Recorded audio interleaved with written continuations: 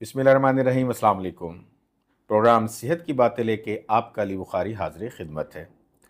Dear viewers, सेहत के मसाइल और उनके हल के लिए आज हमारा जो मौजू है वो है यूरिक एसिड। हमारे जिस्म में यूरिक एसिड की सतह का बढ़ जाना अब एक आम सी बात हो गई है। इसी हवाले से एक बार फिर हमने ज़हमत दी है हमारे एक्सपर्ट जनाब हकीम मोहम्मद अमजद इस्माइल साहब को। जी हकीम साहब, अस्सलाम वालेकुम। वालेकुम सलाम जनाब। हकीम साहब, आपको हम काशान आसरा में खुश आमदीद कहते हैं, बहुत शुक्रिया। वेलकम करते हैं। जी आए नु आखने हैं कि आप एक बार यहाँ फिर तशरीफ़ लाए। बहुत शुक्रिया, आपकी मोहब्बत है, आप बार बार इज़हार ख़्याल के लिए दावत देते हैं और अच्छी बातें जो हैं वो इस प्रोग्राम के थ्रू लोगों तक पहुंचती हैं और यकीनन जो लोग इस्तेफ़ादा करते होंगे उसका अजर जो है वो हमें और उनको फ़ायदा होता होगा, उसका अजर हमें मिलता होगा यकीनन। ज़रूर, इंशाअल्लाह। अच्छा हकीम साहब, ये फरमाइए कि यूरिक एसिड जिस्म में पैदा होने वाला एक ऐसा जहरीला या तेज़ाबी मादा है जिसके जमा हो जाने से जिस्म में ठोस क्रिस्टल जो हैं वो हो जाते हैं, और ये इसमें कहते हैं कि प्योरीन का बड़ा एक अमल दखल है। तो ये फरमाइए, ये प्योरीन, ये क्रिस्टल, ये यूरिक एसिड है क्या, और ये जब एक सतह से बढ़ जाए आपके खून में तो फिर ये कितना तकलीफ दे और कितना नुकसानदेह हो जाता है?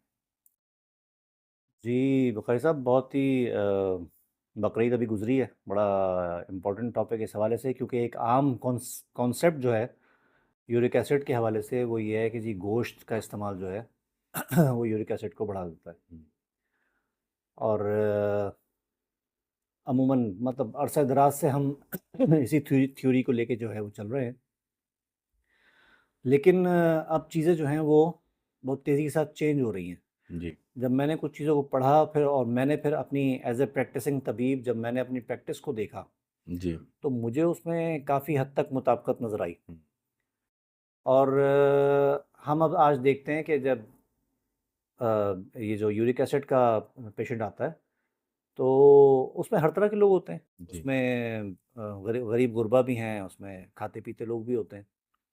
तो मेरी एक आदत है कि मैं जो जो भी लोग आए, किसी भी हवाले से, उनकी पूरा कि भी क्यों शुरू हुआ, कैसे शुरू हुआ, ये कैसे चीज़ें फ्लेयर अप हुईं, ये बहुत तफ़सील से पूछता हूँ। जी, तो ख़्याल नहीं जाता था, लेकिन अभी जब ये मैंने चीज़ें पढ़नी शुरू की तो मुझे भी ख़्याल आया कि बहुत सारे ऐसे गरीब-गुरबा लोग हैं जो यूरिक एसिड का शिकार होकर आते हैं। हुँ, और उनसे जब पूछें कि जी कितना गोश्त खाते हैं, वो कहते हैं जी बकरीद आती है तो कहीं से थोड़ा-मोड़ा गोश्त आ जाता है, तो खा लेते हैं। उसके अलावा सारे साल उनकी ज़िंदगी में गोश्त नाम की कोई चीज़ एज़ सच नहीं होती। तो फिर यूरिक एसिड का बढ़ना इसकी क्या क्या वजूहात हैं? माने दारद, जी, ये एक बड़ा सवालिया निशान पैदा हुआ और मैं इसको सोचता भी रहता था हमेशा। तो अभी मैंने कुछ देखा इन चीज़ों को और फिर अंदाज़ा हुआ कि पहली वजह इस वक्त जो रिसर्च कह रही है, कई सौ पेपर इस पे लिखे जा चुके हैं, यूरिक एसिड के बढ़ने की, वो फ्रक्टोज़ है। फ्रक्टोज़। और ये ऐसा, और फ्रक्टोज़ जो है वो फिर कन्वर्ट होता है जी, इसमें। और उसकी वजह ये है कि फ्रक्टोज़ जो है वो डायरेक्ट लीवर में जाके हमारे वो बनता है, वो उसका मेटाबॉलिज़्म होता है और उसके नतीजे में शुगर इंक्रीज़ नहीं होती, इंसुलिन नहीं बढ़ती। और फ्रक्टोज़ जैसे सिरप्स हैं, कॉर्न सिरप है, ये फ्रक्टोज़ की एक शक्ल है, इंतहाई सस्ता होता है। तो जितने प्रोसेस्ड फूड आप देखते हैं, जूसेस हैं, जी, पैक खाने हैं और बहुत सारी टॉफ़ीज़ हैं बच्चों की जो बहुत खाई जा रही हैं, तो वो बेसिकली इस उसमें ये कॉर्न सिरप जो है वो यूज़ हो रहा होता है। अब और दूसरी वजह है इसकी अल्कोहल। हुँ, और अब तीसरे नंबर पे जाके वो गोश्त, रेड मीट और ये छोटी जो मछलियाँ होती हैं, सार्डीन्स वगैरह, हुँ। ये उसमें आती हैं, जो जो अब तहकीक है। तो मैंने उसको कोरिलेट किया अपनी प्रैक्टिस से और इससे, तो चीज़ें नज़र भी आईं। और एक बड़ी कॉमन सी चीज़ हमें देखने में मिलती थी कि बहुत तेज़ी के साथ जो है ना लोग मुख्तलिफ़ किस्म के मेटाबॉलिक डिसऑर्डर्स की तरफ जा रहे हैं। जी, और ऐसा लगता है कि जैसे जो चीज़ आपका जिस्म में वीक होती है, जब आप इन चीज़ों की तरफ जाते हैं, कोल्ड ड्रिंक्स हैं, ये दूसरे पैक जूसेस हैं और बहुत सारी चीज़ें हैं जो प्रोसेस्ड जो हम कीवी, आप जो हम केचप वगैरह। हाँ, जी। जो हम सेहत का सा चश्मा समझ के जूसेस पी रहे होते हैं। हम्म, तो इनमें जो है वो चूँकि ये मौजूद है फ्रक्टोज़, तो उसके नतीजे में ये बीमारियाँ मुख्तलिफ़ अंदाज़ में इंसुलिन तो नहीं होती उसमें, लेकिन दूसरी और बहुत सारी चीज़ें जो हैं वो कन्वर्ट हो जाती है यूरिक एसिड में, और उसके बाद फिर ये मामला शुरू हो जाता है। अ, बल्कि अब तो माहिरीन ने इसकी जो रेंज है जो हम चेक करवाते हैं, वो भी पहले कहीं 7 तक उसका था, उसको उन्होंने कहा जी इसको आप कोशिश कीजिए। हम्म। मैं ये नहीं कह रहा मतलब कि जो उन्होंने मर्द इसकी हजरात हैं उनके 3 से 7 3 से 7 मिलीग्राम, तक और है इसी जी। तरह ख़वातीन के 2 से 6, जी हाँ, जो तो अब वो ज़्यादातर कहते हैं सुने। जी आइडियल जो है ना, वो आप रहिए 4 टू 5.5, हम्म, ये रहना चाहिए। एक आम तासुर ये है कि जी दर्द आता है पहले पैर के अंगूठे में, जी। तो सिर्फ 10% लोग होते हैं जिनमें वो दर्द की शिकायत महसूस आती है, सूजन होती है, जी। बाकी लोगों में नहीं होती। यूरिक एसिड जो है वो एक क्रिस्टल फॉर्म है, ठीक। और ये बाकायदा अगर आप इसकी शक्ल देखेंगे तो दो धारी इसके किनारे होते हैं, जी। और जब ये जॉइंट्स में बैठता है तो उसके नतीजे में जो है फिर सूजन होती है, सोजिश होती है, स्वेलिंग होती है, और डिफ़ॉर्मिटी भी पैदा हो जाती है। हम्म। यानी जो उँगलियां या जोड़ हैं वो सूज जाते हैं और अपनी साख वो जो है खोना शुरू कर देते हैं।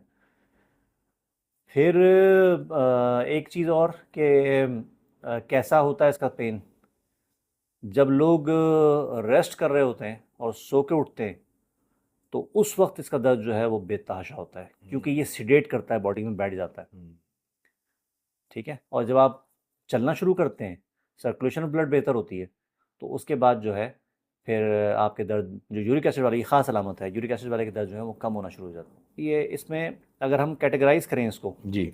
तो ये मर्दों में ज़्यादा जी, नज़र अमूमन आता है ज़्यादा नज़र आते बनिस्बत हैं। औरतों और के। जी। अब औरतों की बात अगर करें तो औरतों में जो औरतें अब मेनोपॉज की तरफ चली गई हैं, उनमें जो है ये हमें फिर ज़्यादा नज़र आना शुरू हो जाता है। उसकी वजह ये है कि फ़ीमेल हार्मोन्स जो हैं ईस्ट्रोजन, प्रोजेस्टेरॉन, ये यूरिक एसिड को लो रखते हैं। सही। तो जब वहाँ मामला फ़ीमेल हार्मोन्स जो है थोड़ा-सा कम होना शुरू होते हैं, तो फिर ये बढ़ना शुरू होता है, एक चीज़। दूसरी चीज़ ये है कि फिर ये जो लोग डायबिटिक हैं, इसके नतीजे में टेंशन जो है वो भी एक फ़िनोमेना है बिल्कुल। कि वो भी पैदा होता है। जो लोग ओबीस हैं, मोटापे की का हम्म, शिकार हैं, उनमें ये जो है ये बहुत ज़्यादा हो रहा होता है। यानी आप यूँ समझ लें कि जो मेटाबॉलिक डिसऑर्डर्स हैं, उसमें इंसुलिन रेजिस्टेंस, हम्म, उसमें जो है वो हाई ब्लड प्रेशर, उसमें जिस्म में चिकनाइयों का बढ़ जाना, हम्म, जिसको डिस्लिपिडीमिया कह रहे होते हैं, हम्म, और शुगर, डायबिटीज़, हम्म, ये सारी चीज़ें जो हैं ये मिल मिला के इसके नतीजे में पैदा होती हैं, या ये इन लोगों को पैदा होता है। हम्म, लेकिन एक स्टेज शुगर के मरीज़ों में उस वक्त होती है जब उनको सलसलुल बौल, यानी पेशाब जो है वो ज़्यादा आना शुरू होता है। तो उसके नतीजे में जहाँ पेशाब ज़्यादा आता है तो वहाँ किडनी से यूरिक एसिड भी जो है वो आहिस्ता-आहिस्ता निकलना शुरू हो खारिज जाता हो है। तो जाते वो हैं। थोड़ी-से उनके चीज़ें बेहतर होना शुरू हो जाती हैं। लेकिन ज़ाहिर बात है हम उसको कोई क्राइटेरिया नहीं बना सकते, क्योंकि शुगर इटसेल्फ एक ऐसी बीमारी है जो दीमक की तरह खारी होती है। तो हम एक आपके एक प्रोग्राम में एक हमने डिस्कस भी किया था कि जो रिफाइंड फूड है, जी। और आज हमने प्रोसेस्ड फूड की बात की, ये सब कहीं न कहीं कुदरत के साथ छेड़छाड़ वाला मामला है हम्म, कि आप जो है वो ऐसी चीज़ें प्रोसेस कर रहे हैं, एक नई शक्ल दे रहे हैं, जिसको कबूल करने की बॉडी के अंदर एक्सेप्टेंस नहीं है। जब ऐसा होता है तो फिर हर एक्शन का एक रिएक्शन होता हम्म, है। उस रिएक्शन के नतीजे में आज मेडिकल साइंस जिस लेवल पे पहुंची हुई है, वहाँ तो हमारे पास सेहत जो है वो एक मेयार पे नज़र आनी चाहिए। जबकि हम देखते हैं कि वहाँ जो है वो तनज़्ज़ुली है। तनज़्ज़ुली है। हर कोई जो है वो एक अजीब किस्म की बीमारी का शिकार है और उसमें है। तो इस तरह की ग़िज़ाएँ मैं पेशेंट्स में हमेशा कहता हूँ कि खाने के मामले में देहाती हो जाओ। हम्म, अच्छा, आप हमने जो डिस्कस किया ना कि एक बात रह गई कि गोश्त अब इसकी वजह हम्म, वैसी नहीं है। तो बहुत सारे लोगों में ये देखा जाता है, ख़ास तौर पे वो लोग जो हमारे यहाँ आजकल फिनोमेना है कीटो डाइट का। हम्म, पहले नंबर पे उनके यहाँ जो इस्तेमाल होता है वो ऑयल, यानी घी, चिकनाई, दूसरे नंबर पे प्रोटीन, और तीसरे नंबर पे बहुत कम पैमाने पे जाके कार्बोहाइड्रेट्स का इस्तेमाल हो रहा होता है। तो वो लोग उन लोगों में यूरिक एसिड जो है वो बेहतर होना शुरू हो जाता है। अच्छा। तो कहीं रिलेशन है कि हम आप कह रहे हैं जी मैं तो चावल खा ही नहीं रहा, हुँ, मैं तो कबाब खा रहा हूँ, मैं तो कढ़ाई खा रहा हूँ या और इस तरह की कोई चीज़ खा रहा हूँ, लेकिन आप उसके साथ रोटी यूज़ कर रहे हैं, कार्बोहाइड्रेट। फिर हमारे यहाँ गंदम की शक्ल में आजकल जो एक प्रॉब्लम एक है हमारे माशरे में, उसकी जो क्वालिटी है, जी। जीएमओ हैं, क्वालिटीज़ बेशुमार इस तरह की, वो वजह उसकी। फिर साथ में हम जो है वो उसके साथ तड़का लगाते हैं कोल्ड ड्रिंक्स का। हुँ, तो कोल्ड ड्रिंक्स जो हैं उसमें भी यही मौजूद है, फ्रक्टोज़। तो उसके नतीजे में जो है वो हमने अपनी डाइट जो अच्छी खासी थी उसको हमने खुद ही जो है वो ख़राब कर कोल्ड ड्रिंक तो अब दस्तरखान का एक ख़ास एक हिस्सा बन ही चुका है। बिल्कुल। इसके बगैर तो कहा जाता है या देखा जा रहा है कि दस्तरखान पूरा ही नहीं हो रहा। अच्छा कीम साहब, कभी आपको भी एक ऐसा कोई शिकायत हुई? होता है ना, जैसे कहीं कुछ ज़्यादा शादियाँ आ गईं, कुछ दावतें आ गईं, कोई मुसलसल ऐसा कोई सिलसिला आ गया, तो कभी आपने महसूस किया कि यूरिक एसिड आपको हुआ हो? जी, बुखारी साहब आपके पूछने में मुझे एक वाक़या इस हवाले से ज़हन में है और वो अब काफ़ी टाइम हो गया, तब एक वो ऐसा दौर था जब शायद मैं पढ़ रहा था उस वक़्त। तो एक जगह एक दावत थी कोई बिहारी कबाब के हवाले से अच्छा, और वहाँ वन डिश था और सिर्फ़ बिहारी कबाब थे। अच्छा। तो हमारे एक बुज़ुर्ग हैं ख्वाजा शमशुद्दीन अज़ीमी साहब, जी। उनके जगह उनके एरिया में जो मुराग बाहुल कहलाता है, वहाँ वो दावत थी और मुझे क्योंकि मैं होटलिंग बहुत करता था, हुँ, बहुत बाहर के खाने, नहारी या क्योंकि हम बंस रोड के था रिहाइश तो वो, जी। तो रिहाइश वहाँ इस तरह की चीज़ें बहुत थी खाने में, कोल्ड ड्रिंक्स और ये सब चीज़ें। तो मुझे उस वक़्त इश्यू था, मुझे मसूड़े जो हैं वो सूजे हुए थे, अच्छा। बहुत बुरे तरीके से। हुँ, हुँ, हुँ। तो वहाँ एक अच्छा खासा 250 तो 300-400 लोग जमा थे हुँ, और वो सब जो हैं वो बड़े मज़े से बिहारी बिहारी कबाब कबाब एन्जॉय एन्जॉय कर कर रहे रहे थे हैं। और मैं बैठा हुआ था। तो मुझे ख्वाजा शमशुद्दीन अज़ीमी साहब ने मैं देखा उनके सामने ही बैठा हुआ था मैं। मैंने कहा भाई तुम क्यों नहीं खा रहे हो? तो मैंने बताया जी मेरे मसूड़ों में सूजन है हुँ, और मुझे जो है वो मसला है। ये काफ़ी टाइम हो गया, मतलब मैं फ़हम व फ़िरासत की बात कर रहा हूँ जी। कि ये उस वक़्त उन्होंने मुझसे कहा कि खाओ, हुँ, रोटी के साथ मत खाना। अच्छा, वाह! तो मैं उस वक़्त तो सच्ची बात है मुझे हुँ, समझ में नहीं आया कि मीट एक वैसी चीज़ थी कि रेड मीट है और वो भी इस फ़ॉर्म में कि आप हर निवाला जो है वो एक बोटी की शक्ल में होगा, क्योंकि कीमा होता है। तो उनके कहने पे जो है वो मैंने चखा हुँ। और चखने के बाद फिर वो इतना मज़ेदार था कि मैं अपना हाथ नहीं रोक सका और उसके बाद फिर मैंने गालिबन 3-4 कबाब जो है वो खा लिए सुबह क्या कैफ़ियत और रही? यकीन जानिए कि सुबह के वक़्त जो है वो मेरी मसूड़ों की सूजन ख़त्म हो चुकी। वाह, वाह, वाह! अच्छा हकीम साहब, इसमें बड़ी एक इंटरेस्टिंग चीज़ है कि हमें इनमें 2 चीज़ों में हमारे इल्म में इज़ाफ़ा हुआ कि यूरिक एसिड से मसूड़ों में भी दर्द आ जाता है, नंबर 1। नंबर 2, जो बिहारी कबाब की आपको सनद मिली, ये भी बड़ी एक दिलचस्प मामला है। अच्छा मैंने कभी भी इसको वो बनाकर ना कोई मिसाल बना के कभी किसी को इसका वो नहीं दिया हाँ, मतलब कभी, कहीं क्योंकि मरीज़ जो एक है वो बिहारी कबाब हाँ, शुरू कर दें कि शायद ये इलाज है। यकीनन। तो हाँ, एक ज़हन में होता था कभी पता नहीं हम कहें जी तुम इतना सा खा लो, वो इतना खा ले हुँ, और हुँ, उसके नतीजे में ये चीज़ बढ़ जाए, क्योंकि एक हुँ, जनरल फिनोमेना यूरिक एसिड के वजह से ये जी प्यूरिन्स का ये प्यूरिन्स। अच्छा, रिज़ल्ट है। ये प्यूरिन्स है क्या? ये कैसे बनता है सही? ये हमारे जो अमीनो एसिड का फ़ुज़ला है बेसिकली, या प्रोटीन का फ़ुज़ला है, जी, जो प्यूरिन कहलाता है, उसके नतीजे में ये यूरिक एसिड जो जिस्म में ऑलरेडी मौजूद है, जी। उसको वो जो है वो फ्लेयर अप होना शुरू हो जाता है, बढ़ना शुरू हो जाता है और फिर वो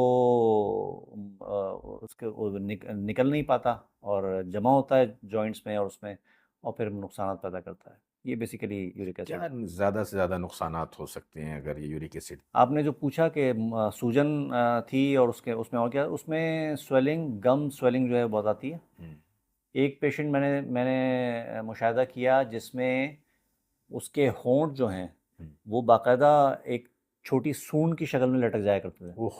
इतनी स्वेलिंग होती थी मतलब अक्सर तो और घुटने में या आपके अंगूठों वो में आता है, स्वेलिंग आती है। लेकिन जी हाँ, लेकिन जी हाँ। ये जो और मामला, ये चीज़ मैंने एक ये पेशेंट में केस अभी तक सामने देखा पड़ा है मैं। कि उसमें जो उसके होंठ हैं, वो ऐसे सूंड की शक्ल में लटक जाया करते थे और वो बड़ी परेशान खातून थी। बड़ी परेशान रहती थी, और उनके अंदर जो एक फिनोमेना था वो ओबेसिटी का एक अच्छा। फैक्टर था। हाँ, और मोटापा भी। ज़ाहिर सी बात है, खाना पीना एक होता ही है हमारे यहाँ, तो वो फिर परहेज़ किया करती थी, वो दवाएँ खाती थी।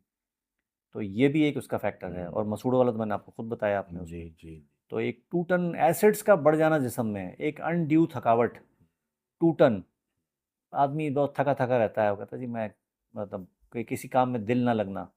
ये सारे फिनोमेना जो हैं वो इस किस्म की चीज़ों के पीछे होते हैं, कहीं कम कहीं ज़्यादा।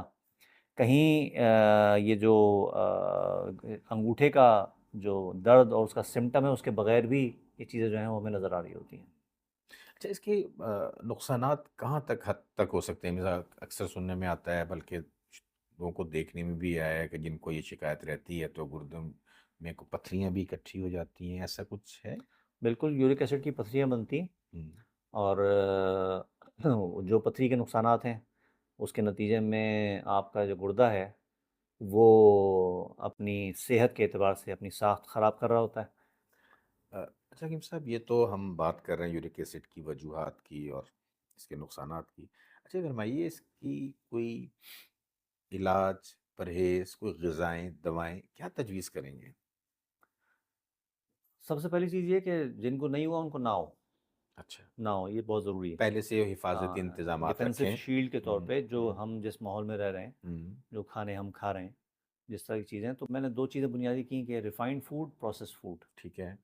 इससे स्पेशली अपने बच्चों को बचाइए। हुँ, ठीक है, इन सब के नतीजे नतीजे में यूरिक एसिड की मैंने बात की कि ये फैट में कन्वर्ट हो जाता है, डिपोजिशन हो जाती है इसकी, ग्लूकोज ग्लाइकोजन में कन्वर्ट हो जाता है, वो फिर बाद में फिर कन्वर्ट होता है दोबारा उसमें, उसके लिए इंसुलिन निकलती है, इंसुलिन रेजिस्टेंस पैदा होता है।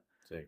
और ये सारी चीज़ें हैं, तो सबसे पहले जो है वो ऐसी चीज़ें, ऐसी ग़िज़ाएँ जो हमने बात कर ली प्रोसेस फूड की, जिसमें जितनी भी ये बनी हुई चीज़ें हैं आजकल, क्योंकि वो बहुत चीप है, फ्रक्टोज जो सिरप है, कॉर्न सिरप जो है, तो बहुत चीप है, वो सब चीज़ में पड़ता है, और वो हमारे यहाँ तवातुर के साथ इस्तेमाल होता तो है। हम ऐसी ग़िज़ाओं की अगर बात करें कि जिससे इसको मतलब ग़िज़ा भी हो और इसका इलाज भी हो, वो क्या आप तजवीज़ मेरा करें? एक पैटर्न है कि मैं मरीज़ों में एडवाइस करता हूँ कि जो सब्ज़ियाँ हम छील के पका रहे हैं, ठीक है। टिंडा, तुरई, लौकी, कद्दू, गाजर, शलजम, वाह! जो छील के पका जो रहे छील के हैं, पका वाह! रहे हैं, इन छीलने वालों में आलू और अरवी फ़िलहाल निकाल दीजिए। अच्छा। ठीक है, 70% इनमें से कोई सब्ज़ी हो, 30% गोश्त, और उसमें भी फिर वो बात हमने जो शुरू में की कि गंदम गड़ इस वक्त मसला है, तो अगर आप उसको रोटी के साथ खाएंगे, यकीनन रोटी के साथ खाएंगे, तो फिर आप उसमें जौ जवार की रोटी का जो है वो उसका उसका जो वो है, ग्लाइसेमिक इंडेक्स है, वो लो है। सही। तो जौ और जवार का जो है वो आप ले सकते हैं। बेसन की रोटी भी हो अच्छा, सकती है। बेसन हो सकता बेसन है, का जबकि ग्लाइसेमिक इटसेल्फ इंडेक्स, वो सर दाल भी है और उसमें बहुत ज़्यादा प्रोटीन्स भी होते हैं। नहीं, अब तो हमने कहा ना, प्रोटीन का तो एक मसला है कि ओके। वो प्रोटीन जो है वो, अब वो वाला फिनोमेना जो है वो काफ़ी हद तक अब डिज़ोल्व हो गया, वो नहीं हो, नहीं है अब मार्केट में। तो और इस पे काफ़ी रिसर्च है, तो जबकि हम देख भी रहे हैं सही। ये वाली चीज़ें, तो इसलिए ज़रा सा इन चीज़ों से परहेज़ बहुत ज़रूरी है। बहुत और आइडियल है जौ और जवार का ठीक है। रोटी, बहुत आइडियल है, हुँ, और ये वाली ग़िज़ाएँ। फिर सलाद का इस्तेमाल है। अच्छी वाली जो चिकनाइयाँ हैं, जैसे अगर अगर गुंजाइश है तो आप सरसों के तेल में खाना पकाइए। आप देसी घी का इस्तेमाल कीजिए, इस वक्त सुपर फूड है घी, जो है देसी घी। सही। और वो भी ये जो हमारे यहाँ के देसी जानवर हैं, बैल हो या इनका जो वो है, इनसे निकला हुआ जो इनकी चिकनाइयाँ हैं, या इन यहाँ के देसी जानवर गाय वगैरह का जो फैट है, दूध से बना हुआ, वो इस वक्त जो है वो बहुत उसकी डिमांड है। अच्छा हकीम साहब, इसमें मतलब है फाइबर्स का भी इस्तेमाल और पानी का इंटेक भी ज़ाहिर है ज़्यादा रखना होता है। आप अद्वियात में क्या सजेस्ट करेंगे बहैसियत एक तबीब? अद्वियात में हमारे पास अच्छी खासी रेंज है। अगर हम देखें ना, तो जो डायरेटिक्स हैं हुँ, एलोपैथिक सिस्टम ऑफ मेडिसिन में, वो भी यूरिक एसिड को बढ़ाने का सबब बनती हैं, अच्छा। क्योंकि उसके नतीजे में किडनी जो है वो वीक होती है, और आप पेशाब को बहुत तेज़ी के साथ निकाल रहे होते हैं, उसके नतीजे में बहुत ज़्यादा पेशाब जो है, और पानी का इंटेक नहीं है, हुँ, तो खून जो है वो गाढ़ा होता है, और फिर ये वाले मामला जो हैं वो और ज़्यादा बढ़ते हैं। दूसरे जो बीटा ब्लॉकर्स जो जिसको हम कहते हैं वो जी। पहली इनिशियल दवाओं में से है जो हम हाई ब्लड प्रेशर के मरीज को दे रहे होते हैं, उसका भी एक साइड इफ़ेक्ट जो है वो यूरिक एसिड का बढ़ना है। तीसरे नंबर पे ये जो ओमेप्रोज़ोल, ऑज़मेप्रोज़ोल जो पीपीआई इनहिबिटर कहा जाता है इनहिबिटर्स, इसमें भी ये वाली कैफ़ियत है कि इसके नतीजे में भी एक रिसर्च मैंने पढ़ी कि उसमें ये बढ़ाने की सलाहियत मौजूद है और काफ़ी ज़्यादा अगर लॉन्ग टर्म इस्तेमाल उसका हो रहा है। तो इन चीज़ों से परहेज़ कीजिए। हमारे पास बहुत अच्छी चीज़ें मौजूद हैं इसमें। हम गोखरू और सौंफ का जो शांदा पिलवा देते हैं, अच्छा, बहुत अच्छा है। ये गोखरू जो है ये क्या गोखरू खारे-खस की गोखरू कहलाएगी? खारे खस्क है, जी। ट्राइबुलस टेरेस्ट्रिस कहते हैं इसका बोटैनिकल नेम और इसका। बखड़ा इसको पंजाब बकड़ा में। यहाँ पंजाब में कहा जी। जाता है इसको। तो इसका जो शानदार ये बहुत अच्छा डायरेटिक भी है और यूरिक एसिड के हवाले से भी इसका रोल है। उसके साथ सौंफ, बादियान का इज़ाफ़ा जो है वो बड़ा अच्छा है कि इसको आप जोशानदे की शक्ल में हुँ। इसको इस्तेमाल करें, पानी का इंटेक बढ़ा दें। और हमारे पास जो है वो जो शरबत बुज़ूरी की शक्ल में सही। एक शरबत है जो कि मग़ज़ियात उसमें हैं। बुज़ूर जो है वो बीजों को कहते हैं, जी। सीड्स।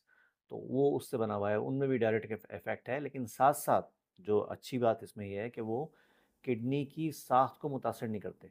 वाह!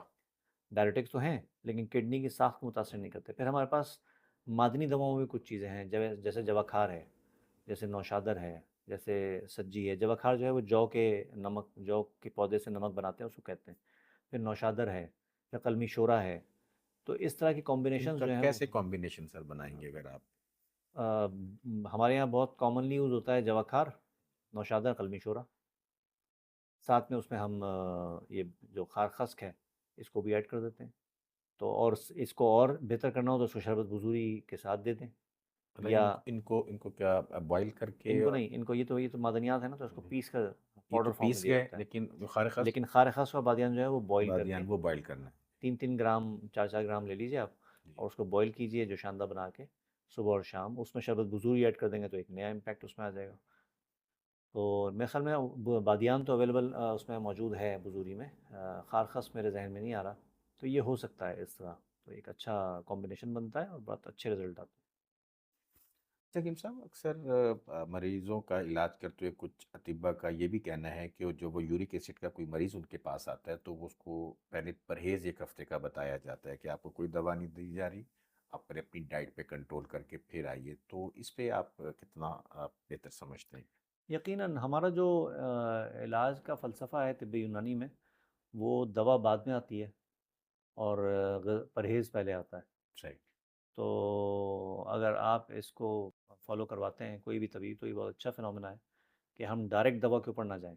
सही। हम उसको गाइड करें कि आप अपनी ग़िज़ा को जो है वो इस तरह मैनेज कर लीजिए। हमने ग़िज़ा की तब बात बहुत तफ़सील से की। तो उसमें ये चीज़ें जो है ना, जैसे 4 चीज़ें हैं, जैसे मैं बहुत कॉमनली बताता हूँ कि मैदा, हम्म। चीनी, जी। ये प्रोसेस्ड फूड, गंदम, और ये जो है चावल का इस्तेमाल जो है, हमारे यहाँ पॉलिश चावल है ज़्यादा ये भी। तो इसका इस्तेमाल नॉर्मली हम चावलों में भी ये करते हैं कि आप गरम मसाला डाल के पका लीजिए और उसको फिर पानी उसका फेंक दें, तो उससे उसका एक इस्लाह हो जाती है चावल के मिजाज की। तो ये बहुत अच्छा एक हो सकता है। तो इन चीज़ों से बचें। और बाकी ये जो जितनी भी चीज़ें हैं ना, वो कभी-कभी तो होता है कि किसी ने आपको मोहब्बत में कोई टॉफ़ी पेश की है, हम्म। तो आप वो यकीनन उसका दिल रखने के लिए खा लीजिए, सवाब मिलेगा। और अल्लाह ताला से दुआ कीजिए भई इसके नतीजे में मेरा यूरिक एसिड ना बढ़े। तो ये तो ठीक है, लेकिन कभी-कभी की बात और है। और एक चीज़ और, हम बेतहाशा आजकल का दौर है, हम नहीं बच सकते। जी।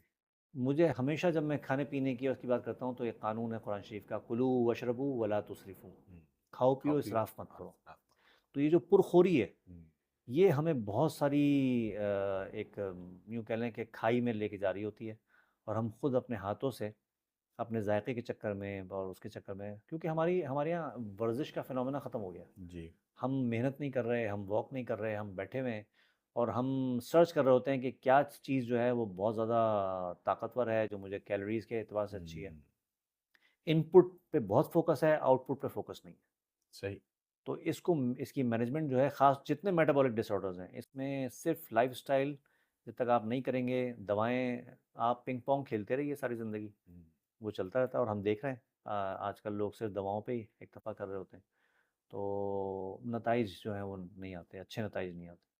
बहुत शुक्रिया हकीम साहब। यकीनन हमें अपने लाइफ स्टाइल पे ज़रूर ध्यान देना होगा। अभी आप यूरिक एसिड के हवाले से यूरिक एसिड के वजूहात, उसके नुकसानात के बारे में जनाब हकीम मोहम्मद अमजद इस्माइल साहब की गुफ्तगू सुन रहे थे।